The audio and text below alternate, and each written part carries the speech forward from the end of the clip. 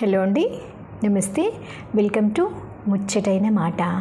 మరి ఈరోజు మనకు ఒక చిన్న కథతో నేను ముందుకు వస్తున్నాను. అది ఏంటి అంటే, రోడ్డు మీద కొంతమంది జనాలు ఉన్నారు. ఓకే, ఓ దగ్గర గుమిగూడి ఉన్నారు జనాలు. ఎందుకు జనాలు గుమిగూడి ఉన్నారా అని చూస్తే, అక్కడ ఒక ఆయన ఒక అబ్బాయిని భుజం మీద, అంటే తన అబ్బాయిని, తన కొడుకుని భుజాలపైన కూర్చుని పెట్టుకొని 2 టవర్ల మధ్య ఒక తాడును కట్టి ఆ తాడు పైన బ్యాలెన్స్ చేసుకుంటూ తను ఈ టవర్ నుంచి ఆ టవర్కి వెళ్తున్నాడు. అందరూ అలాగా ఊపిరి బిగబట్టుకొని చూస్తున్నారు. భుజాలపై పిల్లవాడు ఉన్నాడు, తన కొడుకు ఉన్నాడు. ఇతను ఒక తాడు, ఒక సింగిల్ తాడు మీద అడుగులో అడుగు వేసుకుంటూ ఎత్తైన టవర్ల మధ్యలో ఈ టవర్ నుంచి ఈ టవర్కి వెళ్ళటానికి ఆయన ప్రయత్నిస్తున్నాడు. అందరూ గుండెలు బిగబట్టుకొని చూస్తున్నారు. అలాగా ఏమవుతుంది, ఆయన దాటగలడా లేదా అన్న ఒక భయం. ఒకవేళ పడిపోతారేమో, ఆ పిల్లోడికి ఏమవుతుందో అన్న భయం. ఇది మన చిన్నప్పుడు మీరు కూడా చూసుంటారు. చాలా అంటే మనకి సర్కస్ అనేవాళ్ళం చిన్నప్పుడు. రోడ్డు పైన ఇలా టవర్లు పెట్టి ఒక అమ్మాయిలు కానీ అబ్బాయిలు కానీ ఇలాగా తాడు కట్టుకుని రెండు కర్రలకి తాడు కట్టుకుని నడిచేవాళ్ళు కదా. అలాగే ఈయన 2 టవర్ల మధ్య తాడు కట్టుకుని ఆ తాడుపై నడుస్తున్నాడు. అయితే అందరూ చాలా గుండెలు పట్టుకొని ఊపిరి బిగబట్టుకొని చూస్తున్నారు. ఆయన అడుగులో అడుగు వేసుకుంటూ మొత్తానికి ఈ టవర్ నుంచి ఆ టవర్కి వెళ్ళాడు.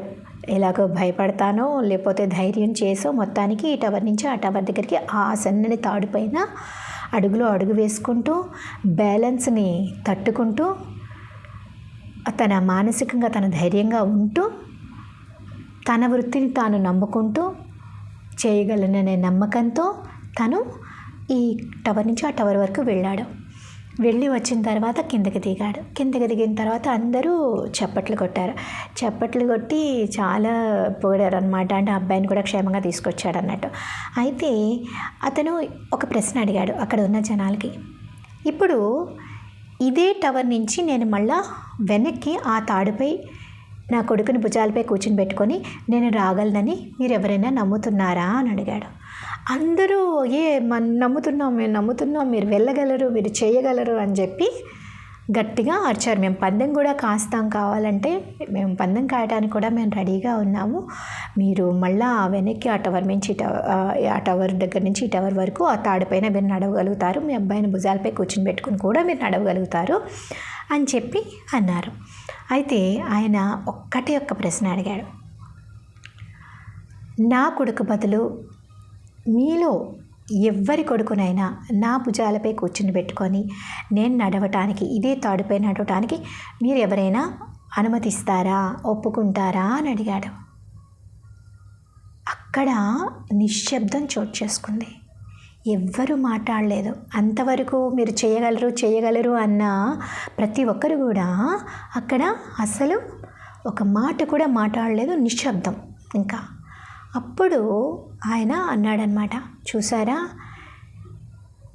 ఇక్కడ నేను చేయగలనని చెప్తున్నారు, నమ్మకం ఉంది అని చెప్తున్నారు, కానీ మీ పిల్లల్ని ఇస్తారా అనగానే ఎవరికి మాట రాలేదు.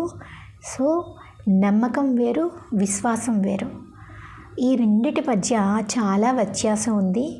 ఇదే ఇప్పుడు మన జీవితాల్లో జరుగుతున్నది. దేవుడు ఉన్నాడు అని నమ్ముతున్నాము, దేవుణ్ణి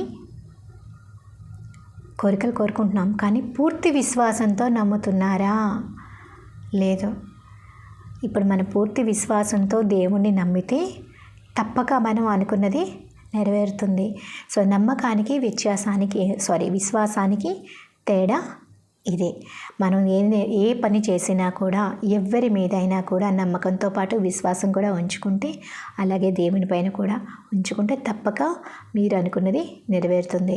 సో దేవుణ్ణి ఈరోజు నుంచి నమ్మకంతో, విశ్వాసంతో కూడా అందరం దేవుణ్ణి ప్రార్థిద్దాం.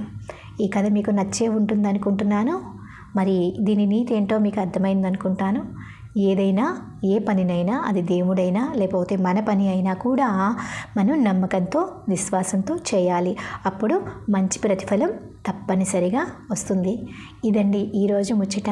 మీ అందరికీ నచ్చింది అనుకుంటాను ఈ చిన్న కథ. Thank you. Keep watching. Please subscribe ముచ్చటైన మాట. Thank you.